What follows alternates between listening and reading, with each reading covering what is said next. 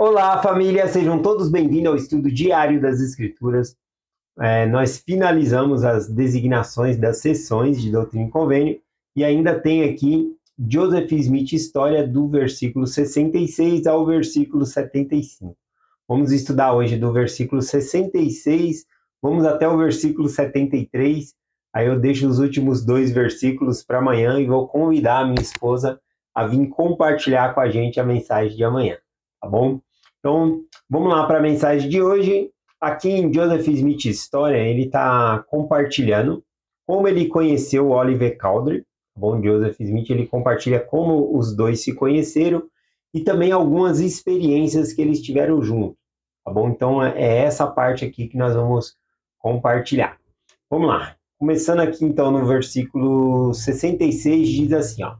No dia 5 de abril de 1829, Oliver Cowdery, que jamais vira até aquele dia, veio em minha casa e disse-me que, sendo professor na escola localizada nas proximidades da casa de meu pai, sendo meu pai um dos que tinha filhos na escola, hospedara-se por algum tempo na sua casa, e enquanto lá estivera, a família relatar-lhe a circunstância em que recebera as placas, e que por isso viera a obter informações. Então aqui conta, né, que Joseph Smith jamais tinha visto Oliver Cowdery, esse foi o primeiro encontro dele, embora eles tenham um parentesco bem distante, tá bom? E é possível que eles nem sabiam que eram parentes, né, quando eles se encontraram aqui, tá bom? Então foi a primeira vez que eles se encontraram, conforme disse. Oliver Cowdery era professor e se hospedou na casa do pai de Joseph Smith. E ali, então, ele ouviu sobre as placas e agora ele vem aqui se inteirar do assunto. Bom, aqui não fala, mas na seção 6 de Doutrina e Convênio é uma revelação que Oliver Cowdery pede, né, para Joseph Smith, e aí Joseph Smith revela a ele por meio do Urim e Tumim. E ali, então, é falado que Oliver Cowdery era algo que ele não compartilhou com Joseph Smith, com ninguém. Ele havia orado antes de vir, tá bom? Porque ele queria saber se aquela obra era verdadeira, se realmente aquilo era verdade. Então ele ora e ele tem uma resposta, tá bom? Está lá em Doutrina e Convênio, seção 6, versículo 22 e o versículo 23, que o Senhor fala, se deseja um testemunho, volta à noite para a qual você orou, né? Não fiz arder em seu peito. Então, o Senhor já havia respondido a oração dele e agora ele veio para cá, né, para junto de Joseph Smith, para se inteirar mais do assunto. Versículo 67 aqui diz assim, no dia, 2 dias após a chegada do Sr. Cowdery, estávamos então dia 7 de abril. Comecei a traduzir o livro de Mormon e ele começou a escrever para mim. Ele usou ali então uma pena de peru, né, para começar a ser escrevente ali de Joseph Smith, tá bom? Então, vamos lá. Versículo 68. Continuamos ainda o trabalho de tradução, quando no mês seguinte, maio, né, em maio, fomos certo dia a um bosque para orar e consultar o Senhor a respeito do batismo para a remissão de pecados, mencionado na tradução das placas. Enquanto orávamos, invocávamos ao Senhor. E um mensageiro do céu desceu numa nuvem de luz e, colocando as mãos sobre nós, ordenou-nos, dizendo... Bom, aqui então a gente tem mais detalhe do que está acontecendo aqui na seção 13 de Doutrina e Convênio, que é o recebimento do sacerdócio arônico. Aqui, inclusive, quando ele fala ordenou-nos dizendo, ele está conferindo a ele o sacerdócio arônico, que é o que está escrito lá na seção 13, tá bom? De Doutrina e Convênio. Diz assim, ó, a vós, meus conservos, em nome do Messias, eu confiro o sacerdócio de Arão, que possui a chave do ministério de anjos, e do arrependimento, e do batismo para a remissão de pecados. E este nunca mais será tirado da terra, até que os filhos de Levi tornem a trazer em retidão uma oferta ao Senhor. Então aqui conta, né, que eles foram ao bosque ali consultar o Senhor por conta da tradução. Eles chegaram na tradução ali de Terceiro Nef 11, que fala do batismo e fala da autoridade para poder batizar, tá bom? E aí, então, eles conversam entre si, né? Nossa, eu nunca fui batizado, nem Oliver, nem Joseph Smith. E também eles queriam saber mais a respeito dessa autoridade que havia sido mencionada. Durante o processo de tradução, já havia se falado antes sobre batismo, sobre autoridade, por exemplo, lá em Mosias, tá bom? Lá em Alma fala também dessa autoridade do batismo. Mas quando a gente está estudando, né, e várias vezes o mesmo assunto, a gente para melhor para pensar. Então, quando chegou em terceiro Nef 11 aqui, eles pararam um pouco assim, nossa, de novo esse assunto aqui, e deu um start neles, né? Então, eles foram perguntar ao Senhor sobre isso aqui. Vamos lá aqui, versículo então 70, né? O versículo anterior falou aqui que o mensageiro desceu do céu, colocou as mãos sobre a cabeça deles e ordenou eles ao sacerdócio, tá bom? Sacerdócio arônico. Então, aqui, esse mensageiro aqui é mencionado, ele é João Batista, tá bom? O mesmo João Batista no Novo Testamento. Vamos ver aqui o que João Batista instruiu eles, né, dando ali o sacerdócio arônico. Versículo 70, a instrução de João Batista diz: disse que esse sacerdócio arônico não tinha poder de imposição de mãos para o dom do Espírito Santo, mas que isso nos seria conferido mais tarde, e mandou que nos batizássemos, dando instruções para que eu batizasse Oliver Cowdery e depois ele me batizasse. E assim fomos batizados. Eu batizei primeiro e em seguida ele me batizou, né? E aí eu coloquei, após o que coloquei as mãos sobre sua cabeça e ordenei ao sacerdócio arônico. E em seguida ele pôs as mãos sobre minha cabeça e ordenou-me ao mesmo sacerdócio, pois assim me fora mandado, né? Então aqui a gente observa uma ordem, né? Primeiro, Joseph Smith ele batizou Oliver Cowdery, depois ele foi batizado. E aqui o versículo fala que foi assim que o anjo instruiu, que eles deveriam fazer. Então, eles fazem de acordo com o que o anjo havia instruído ali. Então, há algumas observações, é que nessa dispensação, Joseph Smith ele foi o primeiro, tá bom, a utilizar o sacerdócio, a fazer uma ordenança, tá bom, a ordenança do batismo aqui. Então, depois, Oliver Cowdery faz o mesmo, né? Ele faz a ordenança batizando ali Joseph Smith. Interessante que, como Oliver Cowdery foi batizado primeiro, então ele se torna limpo, né? O batismo é para a remissão dos pecados. Então, Joseph Smith é batizado por uma pessoa limpa ali. Eu achei interessante aqui. Alguém fez esse comentário, bom, no estudo dessa semana. Eu acho que foi a Marli que havia feito esse comentário aqui. Vamos lá, continuando aqui. Ele fala que também foi instruído pelo anjo, aqui nesse versículo, a conferir o sacerdócio, um ofício ao sacerdócio arônico, a Oliver Cowdery. E Oliver Cowdery também faz o mesmo ali a Joseph Smith. Vamos lá, versículo 72. O mensageiro que nos visitou nesta ocasião e conferiu esse sacerdócio, disse que seu nome era João, o mesmo que é chamado João Batista no Novo Testamento, e que agia sob a direção de Pedro, Tiago e João, que possuíam a chave do sacerdócio de Melquisedeque, sacerdócio esse que declarou ele, nos seria conferido no devido tempo, e que eu seria o primeiro elder da igreja, e ele, Oliver Cowdery, o segundo. E no dia 15 de maio de 1829, fomos ordenados pela mão desse mensageiro e batizados, né? Então, aqui é uma preparação para eles receber o sacerdócio de Melquisedeque. A melhor preparação para quem recebe o sacerdócio arônico, para receber o sacerdócio de Melquisedeque, é poder utilizar o sacerdócio. Então, quando a pessoa recebe o sacerdócio arônico, a gente procura fazer ele servir dentro do ofício do sacerdócio, ou seja, distribuir o sacramento, abençoar o sacramento, a oportunidade de batizar.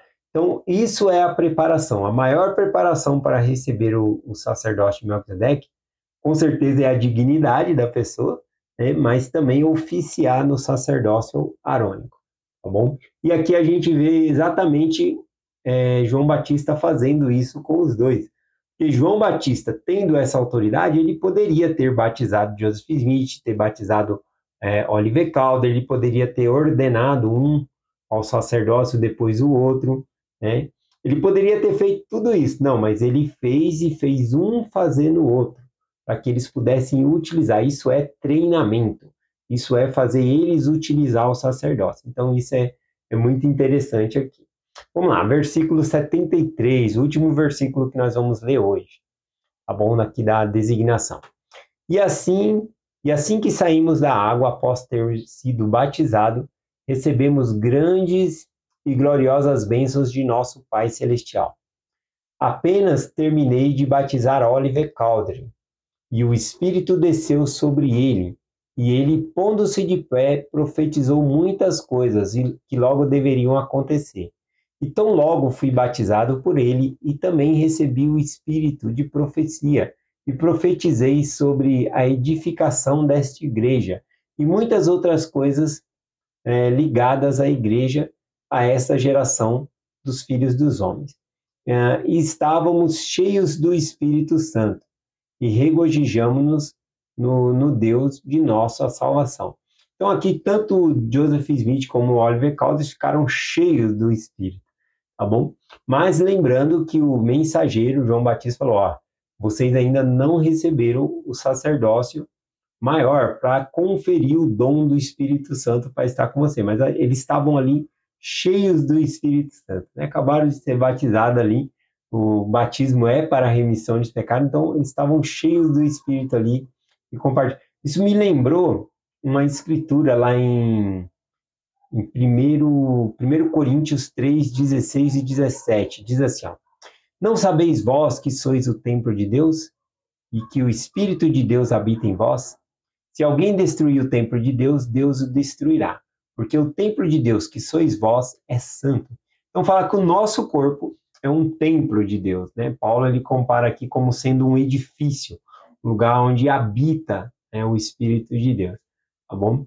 Então a gente, quanto mais limpo nós estivermos, mais influência do Espírito Santo nós vamos sentir. Esse que é o ponto, né? Ninguém quer morar numa casa suja, tá bom? Ou vamos colocar o exemplo de uma mesa, né? Um de jejum de manhã. Você vai querer tomar um de jejum numa mesa se tiver um monte de formiga andando, ou barata, credo, né? Rato, sei lá. Ninguém quer comer numa mesa assim, não dá, tá bom? Então, o nosso corpo também, se tiver uns ratões dentro dele, né?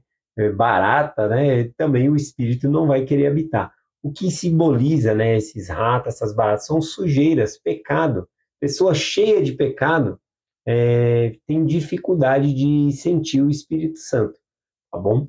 Quanto mais limpos tivermos, melhor sentiremos o Espírito Santo. Esse é o ponto, tá bom? E que nós sabemos. Bom, continuando aqui, né, nesse versículo que fala que nós somos o templo de Deus, né? Dá para lembrar que quando Paulo diz essas palavras, ele está em Coríntios, existe outros templos pagãos ali, e cada templo pagão ali tem um Deus lá dentro, né? Tem uma imagem de um Deus. O único templo que não tem a imagem de Deus é o templo do próprio Deus, porque ele aponta para Deus, né? Não tinha uma imagem para os israelitas adorar. Também no templo atualmente tem quadros, tudo remete ao Senhor, né? Um quadro de uma paisagem, um quadro de um paraíso, né? Um lugar paradisíaco, tudo mostrando a criação de Deus, tudo mostrando a Deus, ou até mesmo figuras, né? Da própria ressurreição de Cristo, tem esses quadros também. Tudo isso remetendo a Deus, tá bom? Então, diferente dos templos pagãos, né? Que tem um Deus lá dentro, uma figura para eles adorar. No templo de Deus mesmo, na casa do Pai, tem, na verdade, a presença de Deus. É isso que nós buscamos, tá bom? Na verdade, aqui, quando fala que o nosso corpo, né, ele é um templo de Deus, então nós também devemos refletir igual a Deus, ou seja, fazer com que esse corpo seja a imagem e semelhança de Deus, no sentido de ter as virtudes que Deus tem.